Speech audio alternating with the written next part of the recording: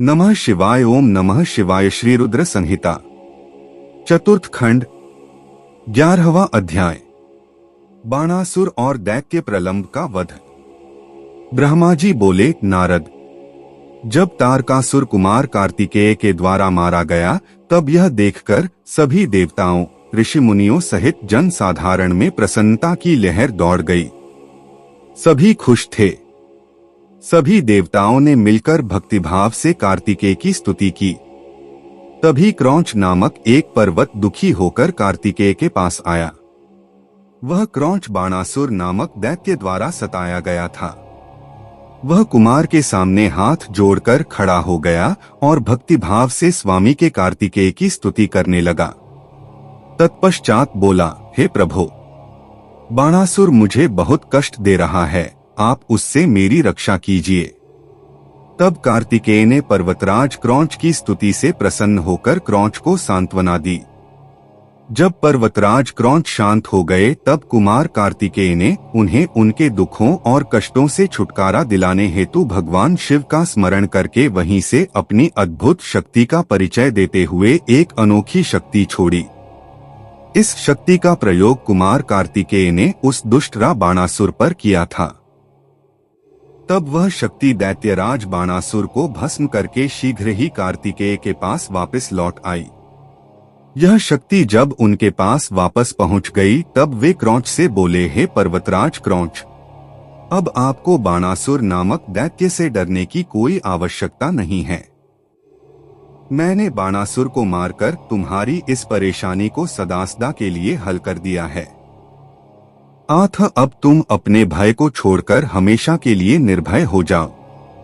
अब तुम प्रसन्नतापूर्वक अपने घर की ओर प्रस्थान करो। बाणासुर के भय से मुक्ति का समाचार पाकर पर्वतराज क्रौंच बहुत प्रसन्न हुआ और उसने भक्तिभाव से कार्तिकेय की स्तुति की। तत्पश्चात वह उनसे विदा लेकर अपने गृह स्थान की ओर चल दिया। वहां पहुंचकर क्रौंच ने अपने स्वामी कार्तिकेय की प्रसन्नता के लिए भगवान शिव के 3 शिवलिंगों की स्थापना की। प्रतिज्ञेश्वर, कपालेश्वर और कुमारेश्वर नामक ये 3 शिवलिंग विश्व विख्यात हैं और लोगों की आस्था और भक्ति का जीता जागता उदाहरण हैं। ये शिवलिंग सिद्धिदायक हैं और 16 महान ज्योतिर्लिंगों में सम्मिलित हैं।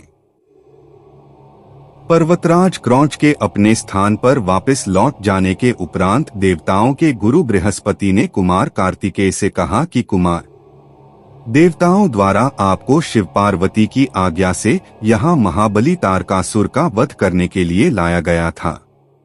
इस अभीष्ट कार्य की पूर्ति हो चुकी है। अब आपको कैलाश पर्वत पर लौट जाना चाहिए।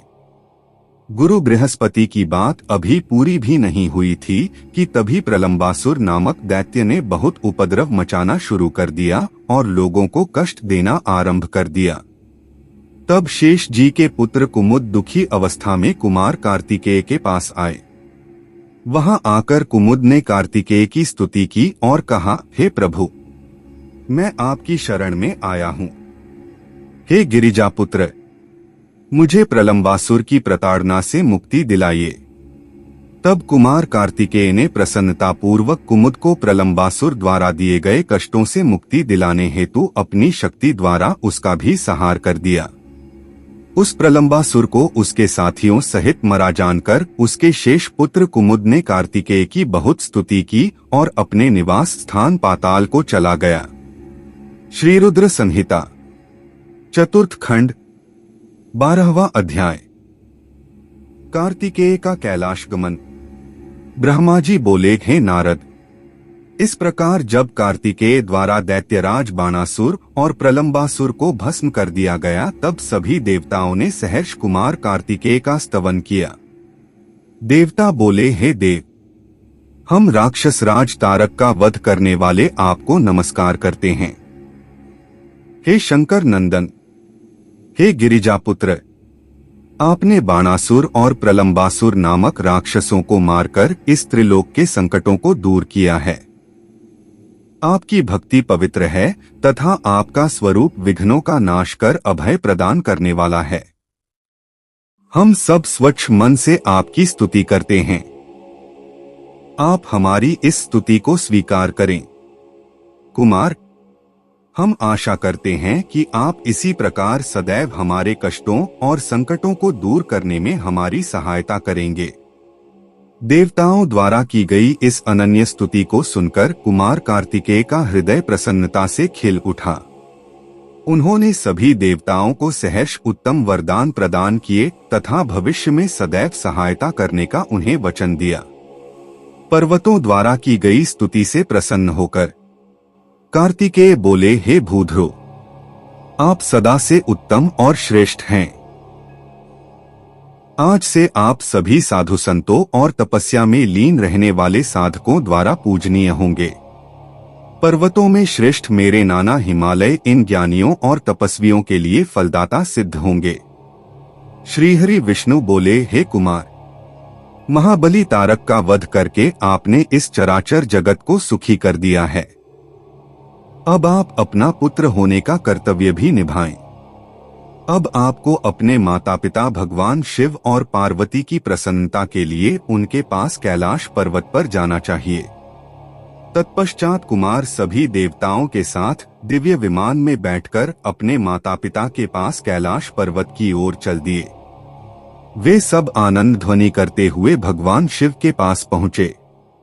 विष्णु जी सहित सभी देवताओं ने त्रिलोकीनाथ भगवान शिव को प्रणाम करके उनकी स्तुति की। कुमार कार्तिकेय ने भी अपने माता पिता को सेवा भाव से प्रणाम किया।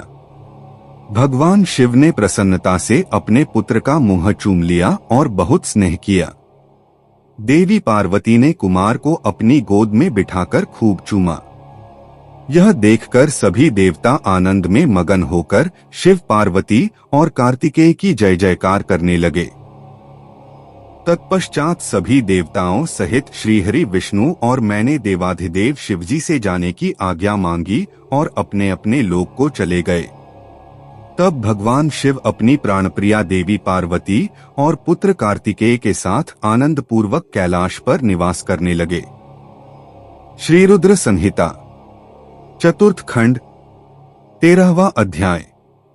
पार्वती द्वारा गणेश की उत्पत्ति। सूत जी कहते हैं, कुमार कार्तिकेय के उत्तम चरित्र को सुनकर नारद जी बहुत प्रसन्न हुए और प्रसन्नता पूर्वक ब्रह्मा जी से बोले, हे विधाता, आप ज्ञान के अथाह सागर हैं तथा करुणानिधान भगवान शिव के विषय में सब कुछ जानते हैं। आपने शिवपुत्र स्वामी कार्तिकेय के अमृतमय चरित्र को सुनाकर मुझ पर बड़ी कृपा की है। भगवान, अब मैं विघ्न विनाशक श्री गणेश के विषय में जानना चाहता हूँ। उनके दिव्य चरित्र, उनकी उत्पत्ति के विषय में सब कुछ सविस्तार बताकर मुझे कृतार्थ कीजिए। मुनिश्रेष्ठ नारद के ये उत्तम वचन सुनकर ब्रह्मा जी हर्षपूर्वक बोले, नारद, तुम गणेश उत्पत्ति की कथा सुनना चाहते हो, अतएव तुम्हारी प्रसन्नता के लिए मैं तुम्हें उनके जन्म के विषय में बताता हूँ। एक बार की बात है, देवी पार्वती की दो सखियां जया और विजया, जो सदा से ही उनके पास रहती थीं, उनके पास आईं और बोली, है सखी, यहाँ कैलाश पर्वत पर भगवान शिव के असंख्य गण हैं। वे सदा भगवान शिव की आज्ञा का प्रसन्नता से पालन करते हैं। वे सदा भगवान शिव की आज्ञा को ही सर्वोपरि मानते हैं। इसलिए आपको भी अपने लिए किसी एक विशेष ऐसे गण की रचना करनी चाहिए जिसके लिए आपकी ही आज्ञा सर्वोच्च हो और वह किसी अन्य के सामने न झुके। अपनी सखियों की बात यद्यपि पार्वती को एक बार को अच्छी लगी, परंतु अगले ही पल वे बोली कि भला मुझमें और मेरे पति में क्या भेद है। हम दोनों एक ही हैं और सभी शिवगण मुझमें और सदाशिव में कोई अंतर नहीं समझते। वे हम दोनों की ही आज्ञाओं का सदा पालन करते हैं। पार्वती जी के ये वचन सुनकर उनकी सखियां आगे कुछ नहीं बोलीं और वहां से चली गईं। एक दिन की बात है, देवी पार्वती अपने कक्ष में स्नान कर रही थीं। वे नंदी को द्वारपाल बनाकर द्वार पर बैठा कर गई थीं। तभी कक्ष में भगवान शिव का प्रवेश हो गया, क्योंकि नंदी अपने आराध्य शिव को अंदर आने से रोक न पाए। देवी पार्वती को उस समय बड़ी लज्जा महसूस हुई। इस घटना के उपरांत पार्वती को अपनी सखियों द्वारा दिए गए सुझाव का स्मरण हुआ। तब उन्होंने सोचा कि मेरा भी कोई ऐसा सेवक होना चाहिए जो कार्यकुशल हो और मेरी आज्ञा का सदैव पालन करे, अपने कर्तव्य से कभी भी विचलित न हो। ऐसा विचार करके उन्होंने अपने शरीर के मैल से शुभ लक्षणों से युक्त उत्तम बालक की रचना की। वह बालक शोभा संपन्न, महाबली, पराक्रमी और सुंदर था। पार्वती जी ने उसे सुंदर वस्त्र और आभूषणों से विभूषित करके उसे अनेक आशीर्वाद दिए। पार्वती ने कहा कि तुम मेरे पुत्र हो, तुम्हारा नाम गणेश है। पार्वती जी के ये वचन सुनकर वह तेजस्वी बालक गणेश बोला, हे माता, हे जननी, आज आपने मुझे इस जगत में उत्पन्न किया है। आज से मैं आपका पुत्र हूं। मैं आपको बारंबार नमस्कार करता हूं। मेरे लिए अब क्या कार्य है बताइए, मैं उसे अवश्य पूरा करूंगा। तब देवी पार्वती बोली, हे पुत्र गणेश, आज से तुम मेरे द्वारपाल बन जाओ। मेरी यह आज्ञा है कि मेरे महल में कोई मेरी अनुमति के बिना प्रविष्ट न हो। कोई कितना भी हठ क्यों न करे, तुम उसे अंदर नहीं आने देना। यह कहकर पार्वती ने एक छड़ी गणेश के हाथ में पकड़ा दी और प्रेम पूर्वक उनका मुख चूमकर अंदर स्नान करने के लिए चली गईं। गणेश सजगता से हाथ में छड़ी लेकर महल के द्वार पर पहरा देने लगे। उसी समय भगवान शिव देवी पार्वती से मिलने की इच्छा लेकर महल में आ गए। जब वे द्वार पर पहुंचे तो गणेश ने उनसे कहा, हे देव, इस समय मेरी माता अंदर स्नान कर रही हैं। आप यहां से चले जाएं तथा बाद में आएं। यह कहकर उन्होंने भगवान शिव के सामने छड़ी अड़ा दी। चूंकि गणेश जी ने भगवान शिव को पहले कभी नहीं देखा था, इसलिए उन्हें वे नहीं पहचान सके। यह देखकर भगवान शिव को क्रोध आ गया और वे बोले, ओ मूर्ख, तू मुझको अंदर जाने से रोक रहा है। तू नहीं जानता कि मैं कौन हूं। मैं शिव हूं। मैं पार्वती का पति हूं और अपने ही घर में जा रहा हूं। यह कहकर जैसे ही भगवान शिव आगे बढ़े, गणेश जी ने उन पर छड़ी से प्रहार कर दिया।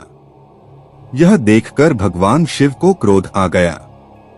उन्होंने अपने गणों को गणेश को वहां से हटाने की आज्ञा दी और स्वयं बाहर खड़े हो गए। श्री रुद्र संहिता चतुर्थ खंड 14वां अध्याय। शिवगणों का गणेश से विवाद।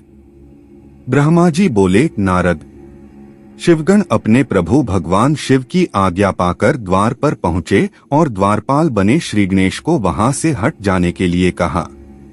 परंतु जब गणेश ने हटने से साफ इनकार कर दिया और शिवगणों को डांटा फटकारा तो वे भी गणेश से लड़ने लगे और बोले, ओ मूर्ख बालक, अगर तू अपने प्राणों की रक्षा करना चाहता है तो अभी और इसी वक्त महल के द्वार को छोड़कर यहाँ से चला जा, अन्यथा दंड पाने के लिए तैयार हो जा। यह देखकर गणेश को क्रोध आ गया और वे कठोरता पूर्वक शिवगणों से बोले कि तुम इसी समय यहाँ से दूर चले जाओ, वरना मेरे क्रोध को भुगतने के लिए तैयार हो जाओ।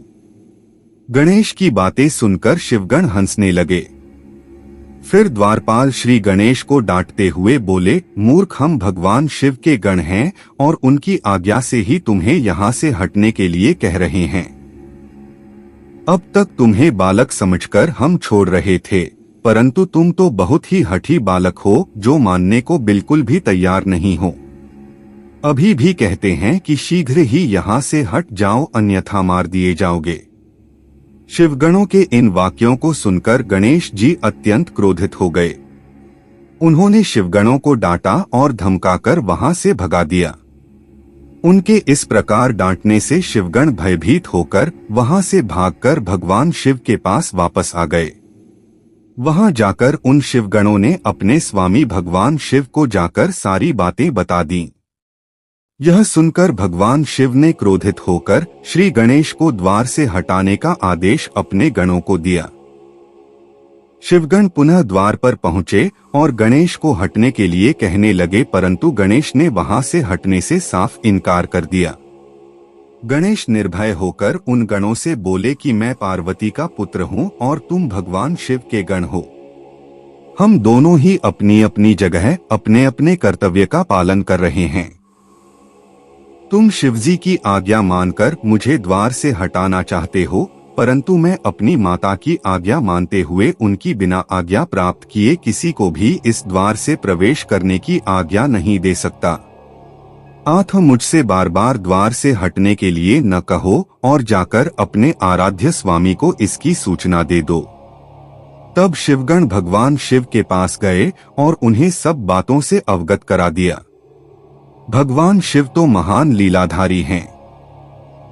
उनकी बातों को समझ पाना अत्यंत कठिन है। यह सुनकर उन्होंने अपने गणों से कहा कि वह छोटा सा बालक अकेला तुम्हें डरा रहा है और तुम इतनी अधिक संख्या में होकर भी उससे डर रहे हो। जाओ, जाकर उससे युद्ध करो और उसे बंदी बनाकर द्वार के सामने से हटाकर ही मेरे सामने आना। श्री रुद्र संहिता चतुर्थ खंड 15वां अध्याय। शिवगणों से गणेश का युद्ध। ब्रह्मा जी बोले, नारद, जब भगवान शिव ने इस प्रकार अपने गणों को आज्ञा दी कि वे द्वार पर खड़े उस गण को किसी भी प्रकार से हटा दें, तब शिवगण निर्भय होकर पुनः महल के द्वार पर आ खड़े हुए। उन्हें देखकर गणेश जी हंसने लगे और बोले कि तुम फिर से आ गए। तुम्हें मैंने अभी समझाया था कि मैं यहाँ से हटने वाला नहीं हूँ। मेरी माता पार्वती ने मुझे इसीलिए ही उत्पन्न किया है ताकि मैं उनकी हर आज्ञा का पालन कर सकूं। मेरे लिए उनकी आज्ञा ही सर्वश्रेष्ठ है। उनकी अवज्ञा मेरे वश में नहीं है। तुम ऐसे ही बार बार मुझे परेशान करने के लिए यहाँ अड़ा रहे हो। तब शिवगण बोले, अरे मूर्ख, अब की बार हम तुमसे विनम्रता से कहने नहीं आए हैं, क्योंकि लातों के भूत बातों से नहीं मानते। अब हम तुम्हें तुम्हारी धृष्टता के लिए दंड देने आए हैं। यह कहकर सभी शिवगण, जो कि विभिन्न प्रकार के आयुधों से विभूषित थे, गणेश पर टूट पड़े।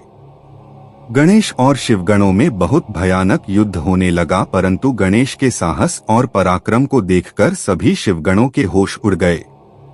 शिवजी का कोई भी गण गणेश को परास्त नहीं कर सका।